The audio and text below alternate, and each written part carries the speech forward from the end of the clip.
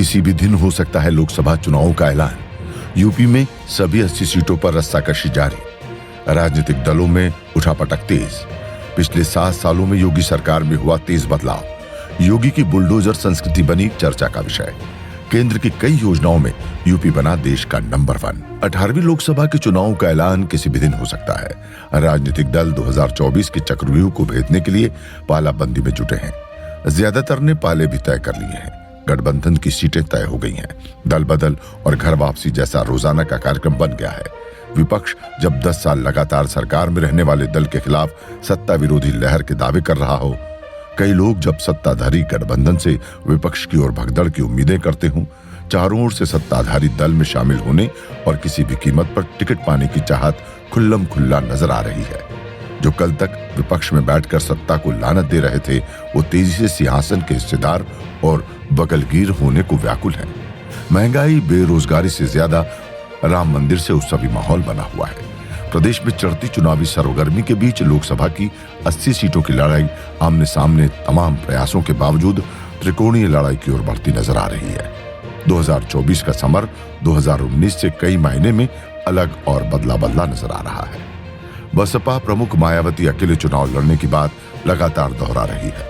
राष्ट्रीय लोकदल तो राजग का हिस्सा हो गया है, तो वहीं सपा को कांग्रेस से हाथ मिलाना पड़ा है, जिसका प्रदेश में जनाधार काफी खिसक चुका है। 2019 में लोकसभा चुनाव के बाद 2022 का विधानसभा चुनाव हुआ तो समाजवादी पार्टी ने योगी सरकार में सहयोगी सुभाष सपा को तोड़ लिया था। स्वामी प्रसाद मौर्य और दारा सिंह चौहान जैसे कद्दावर मंत्रियों को शामिल कर लिया गया था। 2024 के चुनाव से पहले सुभाष सपा फिर राजग का हिस्सा बनकर योगी सरकार में शामिल हो चुकी है। दारा सिंह फिर से भाजपा में लौटकर मंत्री बन गए हैं। इतना ही नहीं, स्वामी ने तो सपा से नाता तोड़कर नई पार्टी का ऐलान कर दिया है। इस बार विपक्ष 2019 के लोकसभा चुनाव और 2022 के विधानसभा चुनाव के मुकाबले काफी बिखरा हुआ है। रही सही कसर बसपा पूरी करने जा रही है। पार्टी किसी गठबंधन से इतर अपने बलबूते सभी 80 सीटों पर चुनाव लड़ने की तैयारी कर रही है। पहली नजर में 24 का चुनाव आमने सामने की जगह त्रिकोणीय बनता नजर आ रहा है।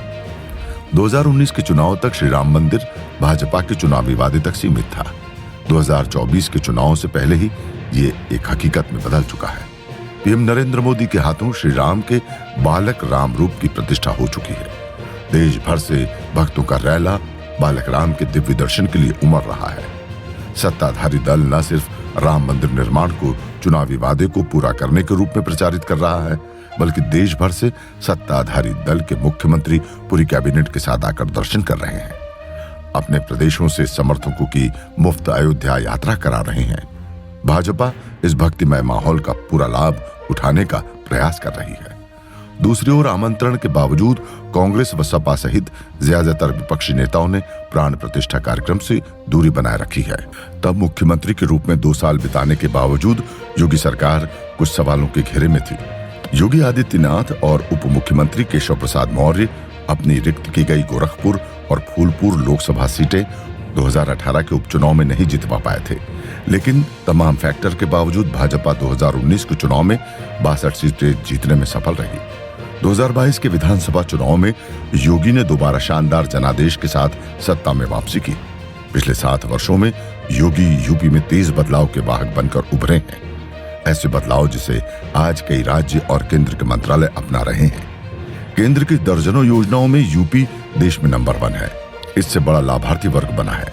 कानून व्यवस्था के मोर्चे पर योगी की बुलडोजर संस्कृति चर्चा का विषय है। भाजपा इस ताकत का भरपूर फायदा उठाने की तैयारी कर रही है। एक और विपक्ष महंगाई को बड़े मुद्दे के तौर पर उठा रहा है, तो सत्ता पक्ष आंकड़ों के जरिए नियंत्रित महंगाई के दावे कर रहा है। महंगाई से सबसे ज्यादा प्रभावित होने वाले गरीब वर्ग के लिए शुरू की गई नकद हस्तांतरण वाली योजनाओं का बखान कर रहा है। विपक्ष बेरोजगारी को मुद्दा बना रहा है, तो केंद्र सरकार 10 लाख नौकरियों के अभियान और निजी सेक्टर में बढ़े स्वरोजगार के अवसर गिना रहा है। विपक्ष पेपर लीक को मुद्दा बना रहा है, तो सत्ता पक्ष पेपर लीक से जुड़े लोगों के खिलाफ कार्रवाई के लिए बनाए कानून का हवाला दे रहा है।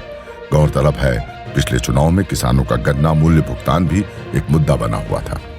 इस बार एमएसपी की गारंटी सहित कई मुद्दे उठाए जा रहे हैं, पर पिछली बार की तरह इस बार गन्ना मूल्य बकाया कोई असरदार मुद्दा नहीं है। ज्यादातर मिलों के बकाये मौजूदा सत्र से जुड़े हैं।